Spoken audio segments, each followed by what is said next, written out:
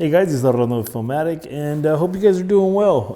I'm out in San Diego, California, going to Murrieta, California, I think is where I'm at right now. We have a commercial that we are doing. We've had this client for about a year now. We've traveled to Memphis, Baltimore. What I want to show you today is a little bit of how I packed, how I travel with this stuff, and it takes a little bit of time and effort. You kind of have to get used to it, but we travel with an Alexa Mini LF. So we literally travel with two Pelicans. Normally I'll travel with just two 1510 or 1535 Pelicans. But this time I had to travel with one of the 1650s, the big boys. I just wanted to be safe and bring a tripod with me that can handle the Alexa the way that we build it. So what you'll see here is me pretty much open up the boxes that I have. In one of them I have the Alexa Mini LF. It has the Ignite Digi system, which makes it a little bit more compact, lightweight. It makes it 15 millimeter rod based, which allows me to add IDX micro batteries, and I can run that all day. I also, just in case, bring power supply for the camera. For the most part, for these videos that we do, we film with the client or the interview section of the commercial. We film for about 45 minutes to an hour, and then we do about an hour and a half or an hour of B-roll. And the second case is where you'll see what I call my AKS kit, and in that case you'll see that I brought the two main lenses that I use, which are the Masterbuilt 32 and the 55 millimeter. You'll also see that I brought my ND filters. I brought more batteries. I usually pack 2 batteries per case, and I split them up. The airline says that you're supposed to, they only allow 2 of these batteries together. My brother, who travels with me, pretty much carries on one of the Pelicans, and then I carry on the Alexa, and that one has 2 batteries as well. So I end up with 4 batteries. And then if I want to be a little bit more daring, I also end up putting 2 other batteries in my backpack that I carry on. And I've never been questioned for it. It's never been one of those things. I've traveled to pretty crazy countries. And then in the 1650, I brought my O'Connor tripod, and then also a Satchler head, Video 18 head. What I do today, pretty much, yesterday I prepped in Houston. We travel here. I get to wherever location I'm at.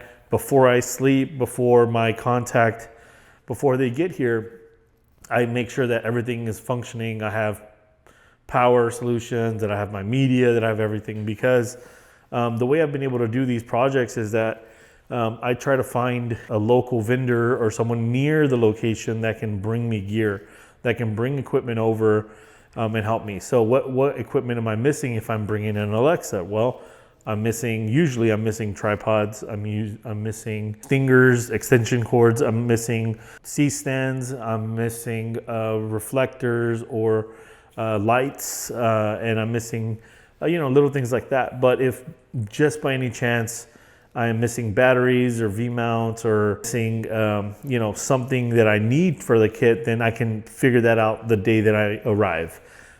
Day 2 is the day of the shoot. So day 2, we actually set up an interview early in the morning. So I asked my contact, this time it was this dude named Mark that actually came by the way of Carlos. A cool tip that I have for y'all, if you are ever traveling anywhere, I do have a pretty good community based on my Instagram. I also usually look for ShareGrid. So I go on ShareGrid.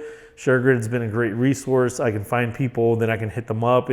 Usually it's been pretty cool where I go on ShareGrid and I see that they're following me, or that they have close people that I also follow, or that once I contact them, I give them pretty much a list. Super simple list, really more focused on the ambient style of the place. The way the light falls, the way the natural light falls, maybe the practical lights, the way they fall. Pick a good composition. Day two, we're building out the set real quick. I'm using my FX3 for the B camera, so I can't really film on it. We got homie Mark.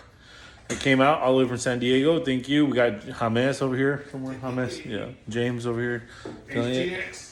And so I'll just show you real quick what the setup is in here before we're changing a little bit of the light, but I'll show you the setup right now.